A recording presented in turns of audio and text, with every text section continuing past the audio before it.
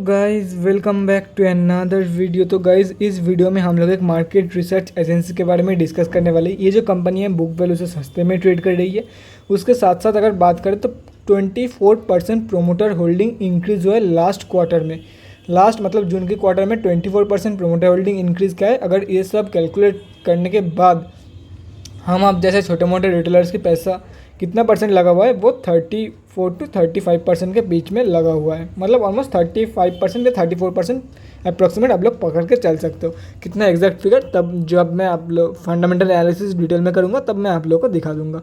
तो चलिए पहले बात कर लेते हैं कि कंपनी कैसी है, कौन सी कंपनी है। उसके बाद हम लोग डिस्कस करेंगे स्विंग ट्रेडिंग लेवल्स के बारे में।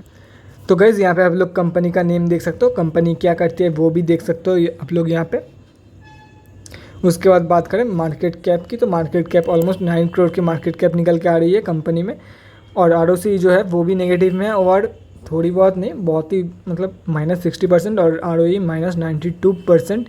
बुक वैल्यू के बारे में बात करें, बुक वैल्यू से जो सीएमपी है करंट मार्केट प्राइस वो बहुत ही कम निकल के आ रही है। और अगर हाई एंड लो के बारे में बात करें एक साल में तो ऑलमोस्ट 200% के आसपास की रिटर्न दे गई है कंपनी। डिविडेंड 1 रुपये का भी नहीं देती है, फेस वैल्यू 10 रुपये का है। प्रोज एंड कॉन्स के बारे में बात करें, प्रोज में आप लोग देख सकते हो बुक वैल्यू से सस्ते में ट्रेड कर रही है, और ये तो मैंने वीडियो के स्टार्टिंग में ही बता दिया था। ऑलमोस्ट 24% प्रोमोटर होल्डिंग इंक्रीज हुआ है लास्ट क्वार्टर में। कॉन्स में अगर बात करें, लो इंटरेस्ट कवरेज रेशियो है, company has delivered a poor sales growth of -44.81% over past 5 years. Company has a low ROE of -18.11% over for last 3 years. Company might be capitalising the interest cost. उसके बाद company के पास जो डिप्टेड days है वो भी 12,000 almost 13,000 days की है। Promoter holding 3 साल में ऑलमोस्ट 9% गिरा है। उसके बाद अगर क्वार्टरली रिजल्ट के बारे में बात करें तो क्वार्टरली रिजल्ट अपडेटेड नहीं है। फाइनेंशियल ईयर के रिजल्ट के बारे में बात करें, करंट टीटीएम का तो अपडेटेड नहीं है, लेकिन 2021 के फाइनेंशियल ईयर में 23 करोड़ की कंपनी ने लॉस शो किया था। उसके बाद बैलेंस शीट के बारे में बात करें तो बोरोइंग्स देख सकते हो 13 करोड़ की बोरोइंग्स है, और कंपनी का जो रिजर्व है वो बहुत ही कम हो गया है मार्च 2020 की कंपैरिजन में मार्च 2021 में। उसके बाद कैश फ्लोज के बारे में बात करें, कैश फ्लोज नेगेटिव में गया है, मतलब नेगेटिव ही क्या बोलूँ, जीरो कैश फ्लोज है कंपनी के पास कंपनी। और यहाँ पे अगर बात करें तो कंपनी की शेयर होल्डिंग पैटर्न में, तो यहाँ पे आप लोग देख सकते हो 51.24% की शेयर अभी प्रोमोटर्स की होल्डिंग है, जो कि 27.74% से इंक्रीज़ हुआ है। लेकिन अगर ओवरऑल देखा जाए 3 सालों में, 3 साल नहीं 4 सालों में, मार्च 2017 से यहाँ पे अगर 4 सालों में देखा जाए तो डिक्रीज़ ही हुआ है। ओवरऑल देखा जाए तो डिक्रीज़ हुआ है, लेकिन अभी लास्ट क्वार्टर के कंपैरिजन में देखा जाए तो इंक्रीज़ हुआ है। उसके बाद अगर बात करें तो पब्लिक की होल्डिंग भी सेम, अगर लास्ट क्वार्टर के कंपैरिजन में देखा जाए तो वो डिक्रीज़ हुआ है प्रोमोटर्स की, मतलब रिटेलर्स की होल्डिंग। और अगर 4 साल के कंपैरिजन में देखा जाए तो वो इंक्रीज़ हुआ है। अभी बात करते हैं बड़े रिटेलर्स के कितने % पैसा लगा हुआ है। अगर ये सब कैलकुलेट कर देते हैं जिन जिन का परसेंट, मतलब जिन जिन का पैसा लगा हुआ है, ये सब अगर कैलकुलेट करके हटा देते हैं तो हम अब जैसे लोगों का पैसा ऑलमोस्ट 34.52% लगा हुआ है इस स्टॉक में। ये निकल गया था छोटे मोटे रिटेलर्स की होल्डिंग 34.52% इस स्टॉक में। तो चलिए गाइज अभी बात करते हैं कितने क्वांटिटी ट्रेडिंग हुआ है फ्राइडे को इस स्टॉक में, उसके बारे में अभी डिस्कस करते हैं।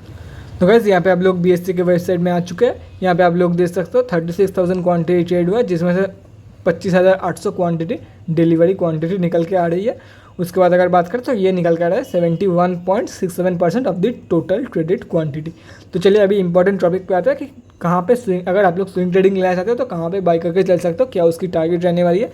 ये जो स्टॉक है एक ही मतलब एक चैनल के अंदर ट्रेड कर रही है, एक पैटर्न फॉर्म कर रही है। अगर इसकी ब्रेकआउट होता है तो एक अच्छा खासा आप लोगों को रिटर्न देके जा सकती है स्टॉक, अगर ब्रेकआउट ऊपर की तरफ होती है तो। अगर नीचे की तरफ होती है तो क्या ही बोले। तो चलिए देख लेते हैं कहाँ पे आप लोगों को बाई करना चाहिए और क्या इसकी टारगेट निकल के आ रही है स्टॉक में। तो गाइज यहाँ पे आप लोग देख सकते हो BSE की डेली चार्ट खुली हुई है, और ऑलमोस्ट स्टॉक अपर सर्किट में क्लोजिंग हुआ है फ्राइडे को। अगर यहाँ से क्लोजिंग कर देती है, मतलब ये जो रेंज आप लोगों को दिख रहा है ये एक असेंडिंग ट्रायंगल है। असेंडिंग ट्रायंगल अगर बात करें तो असेंडिंग भी नहीं बोल सकते, सिमेट्रिकल ट्रायंगल बोले तो बेटर है, क्योंकि जो हाइज है वो भी डिक्रीज हो रहा है, जो लोज भी है वो भी इंक्रीज़ हो रहा है। मतलब लोज का जो प्राइस है वो इंक्रीज़ हो रहा है, जो हाइज का प्राइस है वो डिक्रीज़ हो रहा है। तो सिमेट्रिकल ट्रायंगल आप लोग बोल सकते हो। तो गाइज ये जो ट्रायंगल है अगर इसकी ब्रेकआउट हो जाती है, ये जो पैटर्न है इसकी अगर ब्रेकआउट हो जाती है तो आप लोगों को फर्स्ट टारगेट 12.18 की देखने को मिलेगा। और अगर 12.18 के ऊपर प्रॉपर्ली क्लोजिंग कर देती है, ध्यान से सुनना, और अगर 12.18 के ऊपर प्रॉपर्ली क्लोजिंग कर देती है, अगर आप लोगों को कन्फर्मेशन मिल जाता है कि 12.18 के ऊपर स्टॉक ने क्लोजिंग कर दिया है, तो आप लोगों का जो टारगेट निकल के आएगा ना, उसके ऊपर 26 रुपीज़ डायरेक्ट 100% गेन का अपॉर्चुनिटी आप लोगों को मिलेगा। ये मैं इसीलिए बोल रहा हूँ कि पहले भी ये हो चुका है। देखो गाइस, अभी 8.95 के लेवल में ट्रेड कर रहा है, इसलिए मैं हमेशा बोल रहा हूँ कि पास्ट चेक करो। 8.95 के रुपीज़ में अभी क्या ही बोल रहा हूँ, 8.95 के रुपीज़ में अभी ट्रेड कर रही है कंपनी। ये रहा 8.95, ये डॉटेड लाइन वो शो कर रही है। यहाँ से जब स्टॉक ने रैली उठाया तो डायरेक्ट 26 के लेवल इसने टच किया। तो अगर ऐसा कुछ होता है तो आप लोगों को फिर से 26 का ही लेवल देखने को मिल सकता है, 27 की भी लेवल देखने को मिल सकती है।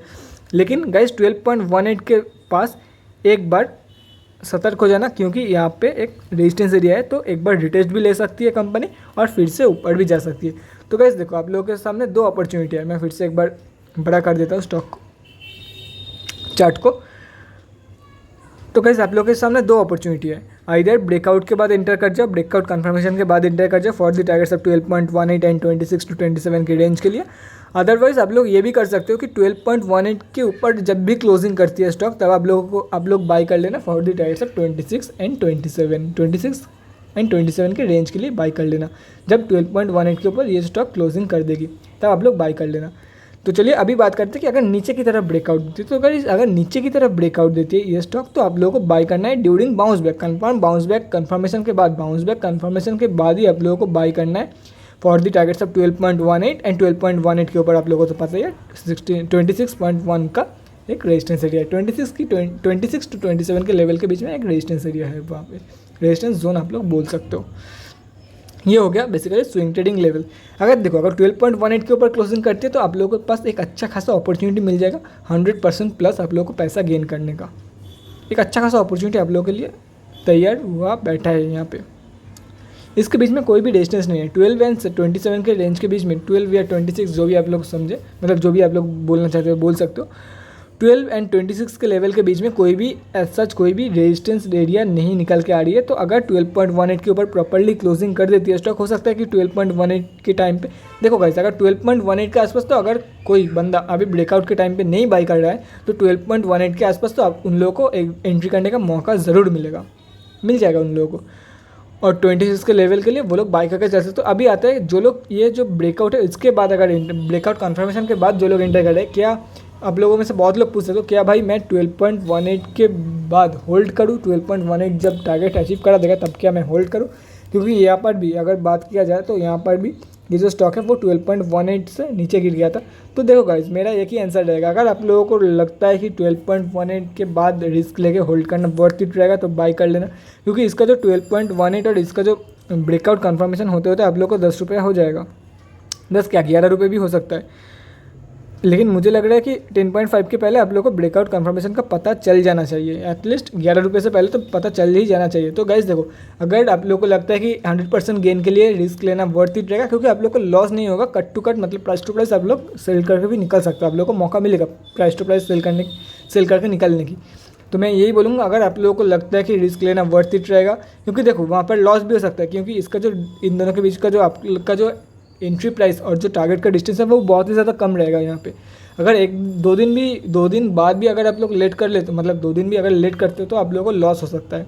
तो ध्यान से, अगर आप लोगों को लगता है कि 100% गेन के लिए ये जो मैं बलिदान दे रहा हूँ या तो फिर मैं जो लॉस सहन कर रहा हूँ, अगर ऊपर चली जाती है तो कोई लॉस नहीं होगा, ऊपर से आप लोगों को 100% प्रॉफिट होगा। लेकिन अगर नीचे चली जाती है तो आप लोगों को एक अच्छा खासा लॉस का सामना करना पड़ सकता है, क्योंकि लोअर सर्किट अगर लग जाए तो सेल करना मुश्किल है।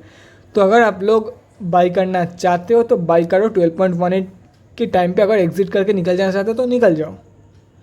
लेकिन अगर आप लोगों को लगता है कि रिस्क लेना वर्थ इट रहेगा, लॉस आप लोग बियर कर सकते हो, तो ही 100% प्रॉफिट गेन के लालच में रहना है आप लोगों को। बाकी लालच बहुत ही बुरी चीज़ है, अच्छे को डुबा देती है। तो गाइस, अगर आप लोगों को लगता है कि 12.18 के ऊपर कंपनी जा सकती है, वॉल्यूम देख के वो सब देख के लगता है तो ही रिस्क लेना, और अगर आप लोगों का जो पॉकेट है वो परमिशन दे रही है तो ही मतलब 26 के लिए होल्ड करना। क्योंकि देखो, अगर 12.18 के लेवल पे भी आप लोग अगर प्रॉफिट बुकिंग कर लोगे तो भी आप लोग को प्रॉफिट ही होगा, लॉस तो नहीं होगा ना। चाहे वो 5 to 10% या तो फिर 1-2% की प्रॉफिट या 2-3% की प्रॉफिट, और यहाँ पे 100% की प्रॉफिट। अगर मैं आपकी जगह पे होता तो मैं कुछ अमाउंट जितना हो सके एटलीस्ट 50% अमाउंट का प्रॉफिट बुकिंग कर लेता, बाकी 50% अमाउंट जो है वो रहने देता 26.10 के लेवल के लिए। और 12.18 के ऊपर जब भी क्लोजिंग करेगा एक या दो दिन पहले, 12.18 के ऊपर क्लोजिंग करने के 1 या 2 दिन बाद आप लोगों को एंट्री करने का मौका ज़रूर मिलेगा। जैसे कि यहाँ पे हुआ था 1 या 2 दिन बाद यहाँ पे ट्रेडिंग हुआ था, नीचे गया था रिट्रेसमेंट के टाइम पे, तो मैं फिर से वहाँ पे बाई कर लेता। एक बार यहाँ पे 12.18 के लेवल पे एक बार प्रॉफिट बुकिंग कर लेता, 50% जो पैसा है वो निकल लेता, या तो फिर जितना इन्वेस्टेड कैपिटल है वो निकल लेता ताकि लॉस ना हो एटलीस्ट। उसके बाद अगर मुझे मौका मिलता 12.18 के बाद फिर से मैं उस पैसे का शेयर खरीद लेता, क्वांटिटी में खरीद लेता, तो मेरा जो एवरेज ट्रेडेड प्राइस रहता वो 12.18 के नीचे ही रहता, तो मुझे प्रॉफिट 100% से भी ज़्यादा होता। तो मैं यही करता। बाकी आप लोगों के ऊपर है, अगर आप लोग बाई करना चाहते हो तो बाई करके चल सकते हो। बाकी अगर लॉन्ग टाइम के बारे में बात करें गाइस, देखो लॉन्ग टाइम में अगर आप लोग एंटर करना चाहते हो तो 5 रुपये के आसपास एंटर करना। बाकी मुझे नहीं लगता कि लॉन्ग टाइम में ये कंपनी जो है बहुत ही अच्छा खासा मतलब कमा के देके जा सकती है, क्योंकि इसके अगर ROE और ROC देखोगे तो -60% -90% निकल के आ रही है। तो मुझे ऐसा सच नहीं लगता है कि लॉन्ग टर्म में अच्छा खासा रिटर्न देके जा सकती है। बाकी आप लोगों के ऊपर है, लेकिन फिर भी अगर आप लोगों को कंपनी के ऊपर भरोसा है तो बाई करके चल सकते हो, डेफिनेटली गो फॉर इट।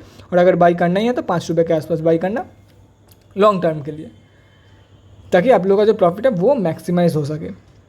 तो guys that's it for this video. Swing trading के लिए कैसी रहेगी कंपनी, कहाँ पे आप लोगों को बाई करना है, कहाँ पे प्रॉफिट बुकिंग करना है, वो सब मैंने आप लोगों को बता दिया।